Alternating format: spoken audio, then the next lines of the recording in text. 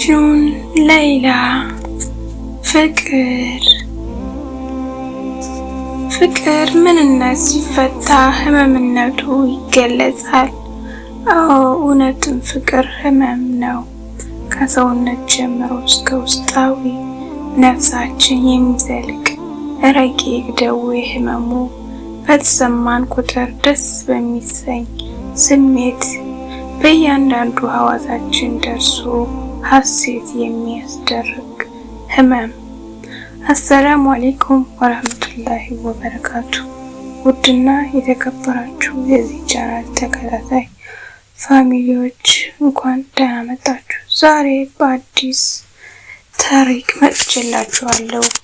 ቪዲዮውን ከወደዳችሁት ላይክ፣ ሼር፣ ሰብስክራይብ እያደረጋችሁ እንድታበረታቱኝ እጠይቃለሁ። ወደ ቀጣዩ ወደ ታሪካችን ወደ ዛሬው እንለፍ። ሌይላ መጅኑን ክፍል 1። ፍቅር ምንነት ሲፈታ ህመምነቱ ይገለጻል። አዎ እውነትም ፍቅር ህመም ነው። ከሰውነት ጀምሮ እስከ ውስጣዊ ነፍሳችን የሚዘልቅ ረቂቅ ደዌ። ህመሙ በተሰማን ቁጥር ደስ በሚያሰኝ ስሜት በእያንዳንዱ ሐዋሳችን ደርሶ ሐሴት የሚያስደርግ ህመም።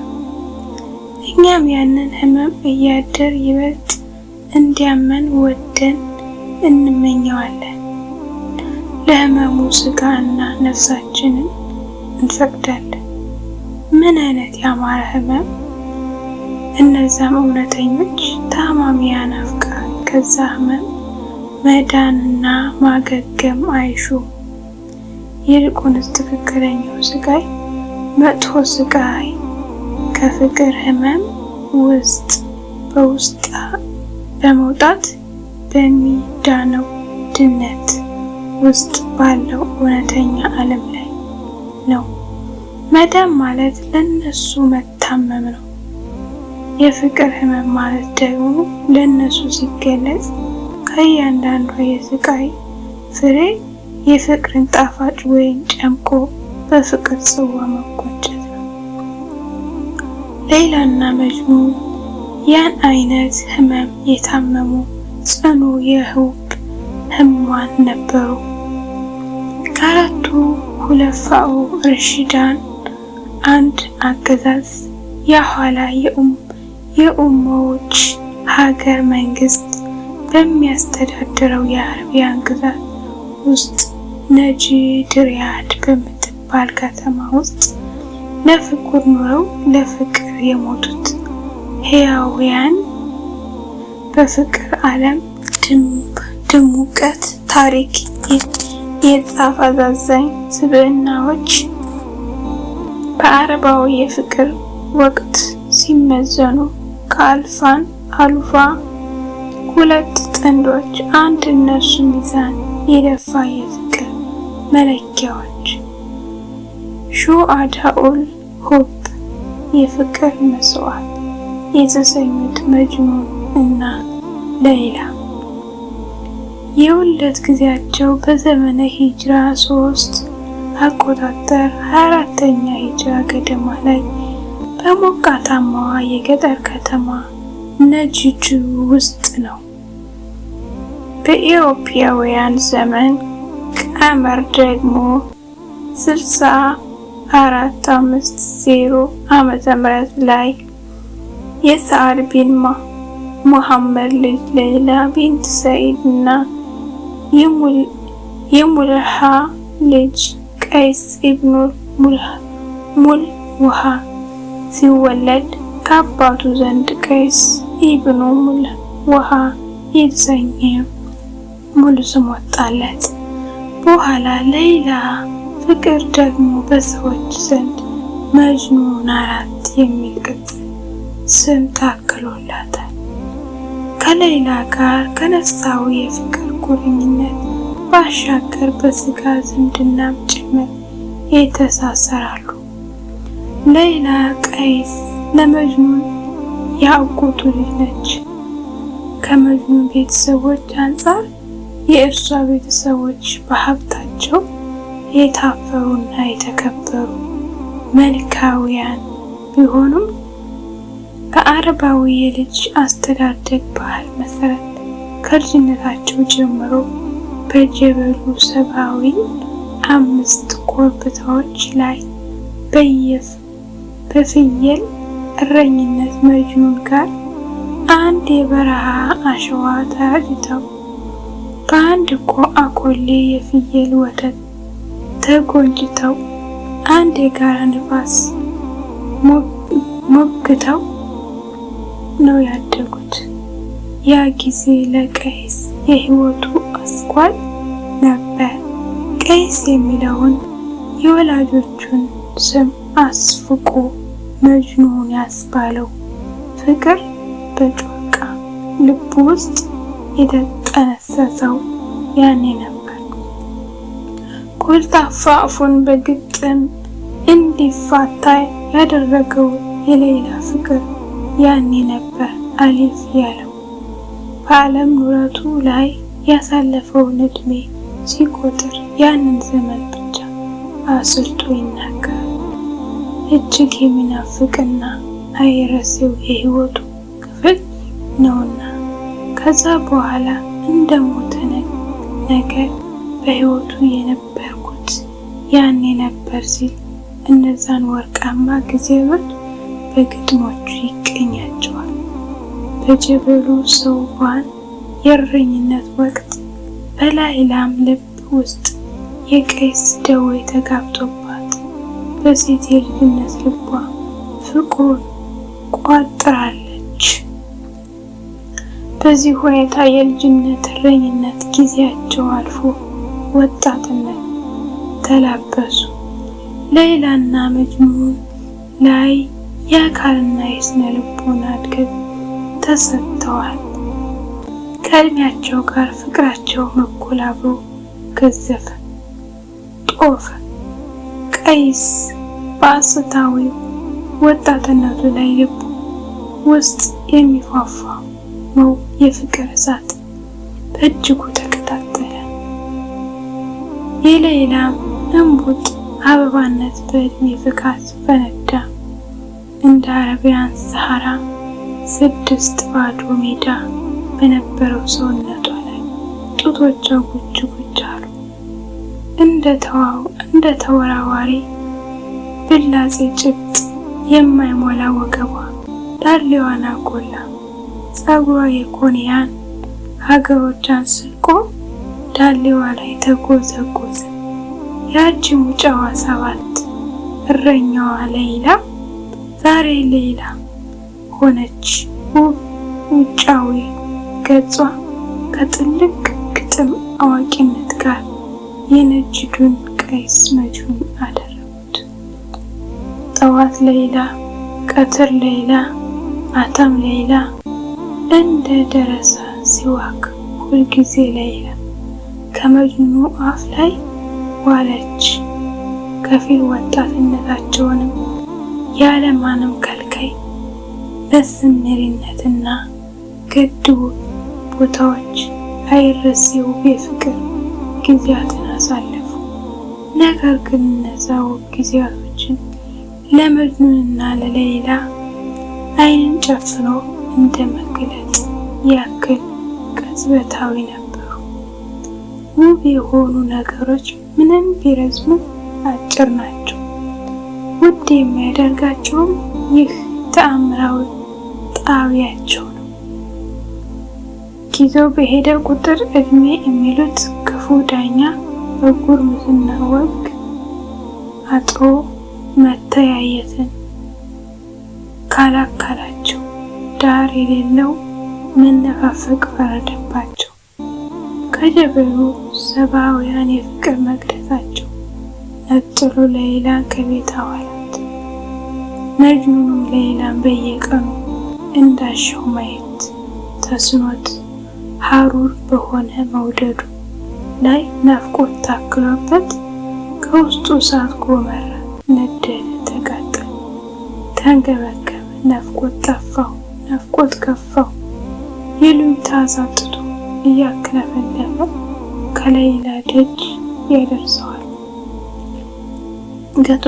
በግጥሞቹ ደጋግሞ ሌላን ያስገኘዋል። ሌላ ይህንን ስትሰማ እንዳልሰማች ታልፈዋለች። መጨረሻም ለቀይስ ፊት ነስታ ጀርባ ሰጠችው። መልስ የሚሹ ግጥሞቹን ሰምታ እንዳልሰማች አለፈቻቸው። በዚህ ድርጊቷ ክፉኛ ልቡ ተሰበረ። የልጅነት ፍቅራቸው ሌላ ላይ ተዳፍሮ እሱ ላይ ብቻ እንደተጋጋመ ተሰማው። በሌላ አለመወደድ፣ በሌላ አለመፈለግ አይነት ስሜት ደበተው። ስር ከዓይኑ እንባ ቀረሰ። ልቡ ተሰብሮ ተሰቃቀ። ሕይወት ኑረቱ ቀዘቀዘ። ገጹ ፈዞ ደበዘዘ። ሙሉ ዓለሙ ተቃወሰ። የወጣት ሐሞቱ ፈሰሰ። በቃ ያ ጅኑን ቀይስ መጅኑን በዚህም ሳቢያ መጅኑኑ ተሰኘ። ነገር ግን ያኔ ሌላም ከመጅኑኑ ያላነሰ የፍቅር እሳት እየበላት ማንንም እንዳያውቅና እንዳይሰማባት በውስጧ ቀብረዋለች። የማትተነፍሰው የሚያቃጥል ረመጥ ሆኖባት ሁሉ ስሜቷን በሽሽግ እንደተጸነሰ ልጅ በሆዷ እርግዛ ከልቧ ማጀት ትደብቀዋለች። ግን በሆዷ ያለን የፍቅር ሽል አፏ ባይወራው ፍቅራዊ ሕጉ እርግዝና ያሳብቃል። ሌላ ምንም እንኳን ለመጅኑኑ ግድ እንደሌላት ነገር ፊት እየነሳች ብትገፋውም ስለሱ የሚሰማት ውስጣዊ ፍቅር ናፍቆቷን፣ መሻቷን፣ መውደዷን አፍ አውጥቶት ይናገራል። ወጣትነቷን ከመጅኑኑ ደረት ላይ ሊጥል ይገፋታል። ከውስጧ የሚንጣጣ የግጥም ዘር ቀይስ ቀይስ እያስባለ ሊያስለፈልፋት ይደደዋል። ግን አትፈቅድለት። ግን ደግሞ በሌላ በኩል በሷ እጦት ወደ እብደት ጎዳና ዳዴ የሚል የነፍሷ ሰው አለ። ታዲያ ለምን ደበቀችው? ከክፍል 2 ይቀጥላል። መጅኑን ሌላ ከምድር እምብርቷ መከካ በስተ ደቡብ አቅጣጫ የምትወስነው የነጂድ ገጠራማ ከተማ እንደ ወትሮ ደነገዘ ብላ ቀኗን እየገፋች ነው። ጊዜው ገና ልጅ ቢሆንም ፀሐይዋ ግን ጠንክራለች። ውድ የተከበራችሁ የዚህ ቻናል ተከታታይ ፋሚሊዎች ታሪኩን ከወደዳችሁት ላይክ፣ ሰብስክራይብ ማድረጋችሁን እንዳትረሱ። ከልብ አመሰግናለሁ ስለምታዳምጡኝ። ታሪኩ እንደቀጠለ ነው። ወደ ታሪኩ እንሂድ። ግን ጠንክራለች። የነጂድ ሻዕሮች ከፀሐዩ ለመከለል በየበረንዳው እና በየቴምሩ ዛፍ ስር ተቀምጠው የተለመደውን የግጥምን አንኳ ስላንተ ያቺውን ማዶና ማዶ ሆኖ ይወራወራሉ። ክፍት ጀለብያ ሳሳ ካለ ነጭ ሱሪ ጋር ለብሶ ጥቁር ጫማ የተጫማ ሸጋ ወጣት ሰላም በእናንተ ላይ ይሁን እናንተ የብዕር ጌቶች እያለ በመሃላቸው አልፎ ከአደባባይ ሚንበሩ አንድ ላይ ቆመ። ከሚንበሩ ላይ የቆመውን ገጣሚ ለማዳመጥ በአንድ ጊዜ ጠበባ። የነጂድ አደባባይ በሰው ጎርፍ ተራወጠች።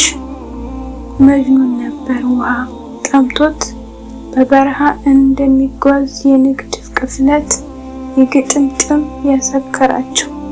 የነጂድ ነዋሪዎች ከመጅኑን ፊት ተጀግጅጎ መጅኑን በቋንቋ ጥልቀቱ እና በጠንካራ መልክቱ እስከ ዛሬ ድረስ ተወዳጅነትን ያተረፈ ጉምቱ ገጣሚ ነው።